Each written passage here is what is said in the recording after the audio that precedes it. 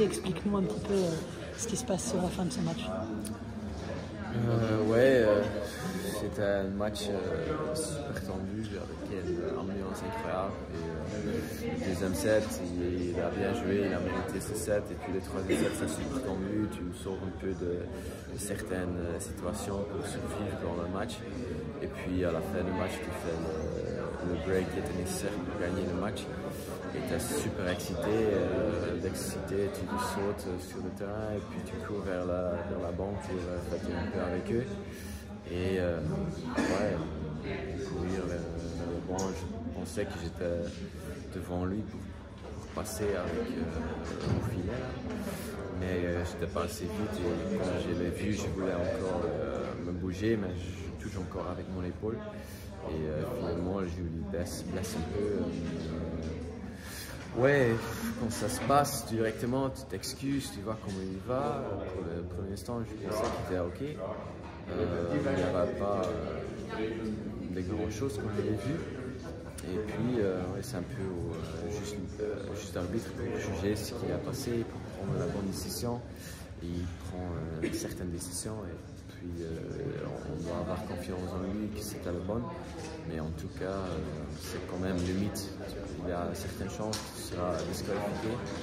Donc, c'est pas chouette et tout, c'est quand même un peu lourd. Mais je pense que ça peut être pas mal que je sens tous ces sentiments pour vraiment apprendre de cette situation.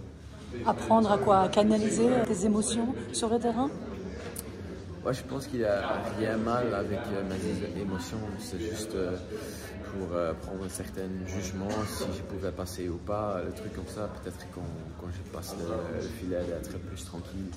C'est juste ça, c'est pas plus. C'était pas ma intention pour lui blesser ou quelque chose comme ça. C'est juste d'être un peu prudent quand tu veux changer le filet. Donc ça, c'est un peu apprendre la situation. Est-ce que tu as le sentiment que tu l'as fort heurté ou voilà, il n'y a que toi qui sais de quelle manière on regarde les images, etc. Mais est-ce que tu as l'impression que le choc a été fort? C'est dur à dire. Honnêtement, je pensais que c'était pas fort.